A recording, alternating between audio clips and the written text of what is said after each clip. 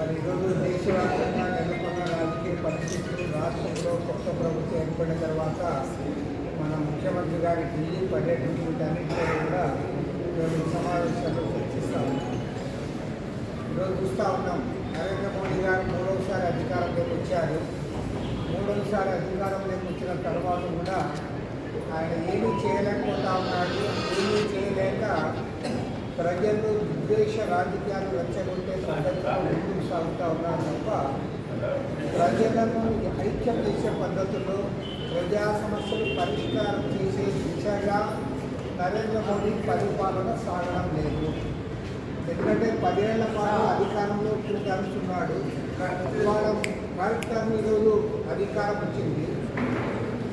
మనం చూస్తూ ఉన్నాం, బాంబేలో ఎయిర్పోర్ట్లో లోడింగ్ వర్కర్స్ని ఇంట్రడ్యూస్ చేస్తే వేల మంది వస్తే వారిని అదుపు చేయడం అనేది పోలీసులు కూడా సాధ్యం కాదు. భారతదేశంలో నిరుద్యోగ సమస్య 45 సంవత్సరాల రికార్డు స్థాయిలో పెరిగిపోయి graduates, post graduates, engineering graduates అందరూ కూడా ఇవాళ ఉద్యోగాలు లేక ఇబ్బంది పడతారు. ఇవాళకి కర్ణాటక ప్రభుత్వం ఒక కొత్త జీవో తెచ్చింది, ఒక చట్టాన్ని వాళ్ళు బిల్లు తెచ్చారు. స్థానికులకి ఉద్యోగాలు అనే పద్ధతుల్లో వారు ముందుకు సాగే పరిస్థితి వచ్చింది. ఇవాళ నిరుద్యోగ సమస్య తాండవిస్తున్న తరుణంలో మరి 2014 ఎలక్షన్లో ఇదే నరేంద్ర మోడీ గారు చెప్పారు, సంవత్సరానికి 2 కోట్ల మందికి ఉద్యోగాలు ఇస్తామన్నారు. 10 ఏళ్ళు దాటిపోయింది, 3వ టర్మ్ అధికారంలోకి వచ్చావు, నువ్వు కనీసం ఉద్యోగాల గురించి మాట్లాడడంలే. అసలు కేంద్ర ప్రభుత్వంలో కొత్తగా ఖాళీగా ఉన్న ఉద్యోగాలు భర్తీ చేయడానికి కూడా నువ్వు ఎలాంటి చర్యలు చేపట్టడంలే. అంతేకాకుండా ఇవాళ ఏవైతే అధిక ధరలు ఉందో అధిక ధరలు తగ్గించడానికి ప్రయత్నం చేయడంలే. పేదరికాన్ని తగ్గించలేకపోయావు. అంబానీలకు, అదానీలకు విడుదల చేస్తూ ఉన్నావు. ఇవాళ అంబానీల సంతోషమే నీ సంతోషంగా నువ్వు సంతోషపడతా ఉన్నావు.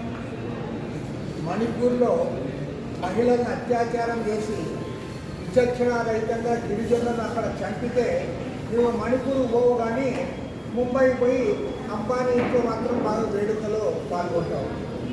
కాబట్టి ఏమంటే నువ్వు ఇవాళ ఈ దేశాన్ని గాలి వదిలేసినావు. సమస్యలేవి పరిష్కారం చేయలేకపోతా ఉన్నావు.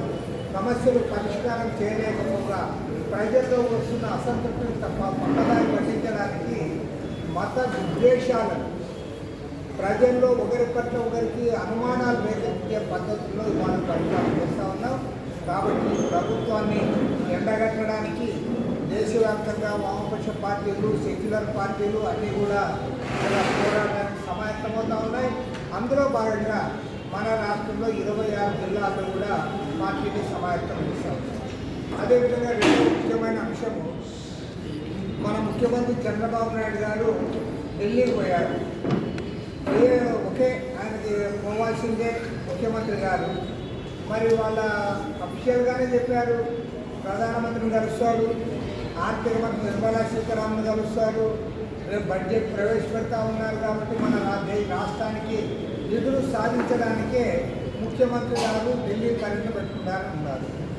మరి పోయారు, అమిత్ షా గారిని కలిశారు.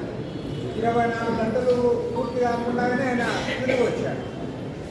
మరి ఏం అడిగారు, ఏం సాధించాడో ముఖ్యమంత్రి గారు చెప్పలేకపోతా ఉన్నారు. చాలా బాధాకరమైన అంశం ఏమంటే గత 10 ఏళ్ల కాలంలో ఎప్పుడు నరేంద్ర మోడీ, అమిత్ షా వాళ్ళిద్దరినీ చెప్పేవాళ్ళు. ఇప్పుడేమంటే మొన్న ఎన్నికలైన తర్వాత బీజేపీ గవర్నమెంట్ కాదు, ఇది పక్కా ఎన్డీఏ గవర్నమెంటు అని నరేంద్ర మోడీ పక్కన చంద్రబాబు నాయుడు గారు, ఆయన పక్కన నితీష్ కుమార్ ఫోటో ఉండే ఫోటోని ప్రముఖంగా చూస్తూ వచ్చారు ఇండియా. మేము కూడా అనుకున్నాం, మంచిదే, కనీసం ఈ మేరకైనా ఈ దేశానికి మేలు జరిగింది, రాష్ట్రానికి కూడా మేలు జరగబోతూ ఉంది. ఇది వచ్చి నరేంద్ర మోడీ, అమిత్ షా గవర్నమెంట్ కాదు. ఈ ప్రభుత్వంలో చంద్రబాబు నాయుడు, నితీష్ కుమార్ కూడా కీలక పాత్ర పోషిస్తూ ఉన్నారు. ఇది ఒక ఎన్డీఏ గవర్నమెంటు, రాష్ట్రానికి మేలు జరుగుతుంది. కేంద్రంలో కూడా అడ్డదిడ్డంగా పరిపాలన జరగకుండా కొద్దిగా స్పీడ్ బ్రేకర్లు మాదిరి వీళ్ళిద్దరు ఉంటారని నేను అనుకున్నాను. చాలామంది అదే ఆశించారు రాజకీయ పండితులు. కానీ వాళ్ళు ఏం జరుగుతూ ఉంది, చంద్రబాబు నాయుడికి ఢిల్లీలో దిక్కులేని పరిస్థితి వస్తూ ఉంది. ఆయన 24 గంటలు పోయాడు, ఉషానప్ప తాడుమరికి పోయి మళ్ళీ వచ్చాడు అన్నట్లు పోను పోయాడు రాను వచ్చాడు. నేను ఒకటే అడుగుతా ఉన్నా, ఈ రాష్ట్ర అభివృద్ధి కోసము ముఖ్యమంత్రి గారు తపన పడుతున్నారు, దాంట్లో మేమేమి తప్పు పట్టడం లేదు. కానీ నువ్వు కేంద్రం నుంచి సాధించకుండా ఈ రాష్ట్రంలో అభివృద్ధి కార్యక్రమాలు ఎట్లా చేస్తావు? కేంద్ర ప్రభుత్వం ఏ మేరకు సహకరిస్తూ ఉంది? ప్రైమ్ మినిస్టర్ గారి యొక్క రియాక్షన్ ఏమిటి?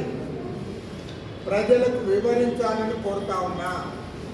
రాష్ట్ర ప్రయోజనాలు దృష్టిలో ఉంచుకొని ముఖ్యమంత్రి గారు కేంద్ర ప్రభుత్వం పైన అసలు వితౌట్ మెన్షనింగ్ వర్డ్స్ ఏమాత్రం కూడా శశభిషం లేకుండా క్లియర్ కట్గా మాట్లాడాలని కోరుతా ఉన్నాం. వాళ్ళని మన ఒకటో తేదీ జీతాలు ఇవ్వాలంటే 5,200 కోట్లు అప్పు చేసావు, పెన్షన్లు ఇవ్వాలంటే అప్పు చేస్తూ ఉన్నావు. మళ్ళీ ఒకటో తేదీ వచ్చేలాగా నువ్వు అప్పు వేస్తే అప్పు పుడితే తప్ప జీతాలు ఇచ్చే పరిస్థితి లేదు, పెన్షన్లు ఇచ్చే పరిస్థితి లేదు. కానీ నీవు దాన్ని అక్కడ ప్రజెంట్ చేసి నిధులు సాధించడానికి ముఖ్యమంత్రి గారు ఆయన నిర్మోహమాటంగా వ్యవహరించాలి. ఇవాళ ముఖ్యమంత్రి గారు కూడా అర్థమవుతా ఉంది, బీజేపీ వాళ్ళు వాడుకుంటా అన్నారని. వాళ్ళేం ఖాతాలు చేయడంలే. లేకపోతే ఈయన 2 డేస్ పర్యటన పెట్టుకొని పోయి 24 గంటలు ఎందుకు వచ్చాడు? ప్రైమ్ మినిస్టర్ గారు ఇంటర్వ్యూ ఎందుకు ఇవ్వాలి? ఆ ఫోన్లో ప్రైమ్ మినిస్టర్ బిజీగా అనుకున్నాము. ఆర్థిక మంత్రి అయినా కూడా మాట్లాడాలి కదా. మన ఆర్థిక మంత్రి గారు ఇంటర్వ్యూ ఇవ్వాలా, ప్రైమ్ మినిస్టర్ గారిని కలవాలా, ఇతర మంత్రులు కలవలేకపోయాడు. వెంటనే 24 గంటల్లోనే మళ్ళీ ప్రత్యేక మాట్లాడాలి కదా. మన ఆర్థిక మంత్రి గారు ఇంటర్వ్యూ ఇవ్వాలా, ప్రైమ్ మినిస్టర్ గారిని కలవాలా, ఇతర మంత్రులు కలవలేకపోయాడు. వెంటనే 24 గంటల్లోనే మళ్ళీ ప్రత్యేక విమానంలో వెనక్కి తిరిగి వచ్చేసాడు. కాబట్టి ఏమంటే ముఖ్యమంత్రి గారు స్పష్టమైన వైఖరితో రాష్ట్ర అభివృద్ధి కోసము కేంద్ర ప్రభుత్వం పైన నిలదీసి మాట్లాడాలి. గత 10 ఏళ్ళుగా అవునన్నా కాదన్నా ఈ రాష్ట్రానికి కేంద్రంలో అధికారంలో ఉన్న నరేంద్ర మోడీ ప్రభుత్వము పూర్తిగా అన్యాయం చేసింది. అన్ని రంగాల్లో అన్యాయం చేసింది. ఒక్క వాగ్దానాన్ని కూడా అమలు చేయలేదు. ప్రత్యేక హోదా ఇవ్వలే, విభజన హామీలు అమలు చేయలే, చివరికి అబద్ధాలు చెప్పింది. విశాఖ రైల్వే జోన్ ఎందుకు పెట్టలేదంటే మాకు సైట్ లేదని చెప్తావా? సైట్ ఇవ్వరయ్యా, రైల్వే జోన్ పెడతామంటే. అది జగన్మోహన్ రెడ్డి గవర్నమెంట్ కానీ చంద్రబాబు నాయుడు గవర్నమెంట్ కానీ ఏ గవర్నమెంట్ అయినా రాష్ట్రాన్ని మేలు జరుగుతుందంటే సైట్ ఇవ్వరా? తీరా ఎన్నికలు వచ్చిన తర్వాత జగన్మోహన్ రెడ్డి సైట్ ఇవ్వలేదని చెప్పి అబద్ధాలు చెప్తావా? మరి కడపలో సైట్ ఉంది కదా, స్టీల్ ఫ్యాక్టరీ పెట్టడానికి ఎవరడం వచ్చారు? మరి ఉత్తరాంధ్ర రాయలసీమకు నిధులు ఎందుకు ఇవ్వాలా? రామాయపట్నంలో పోర్టు ఎందుకు ఏర్పాటు చేయలే?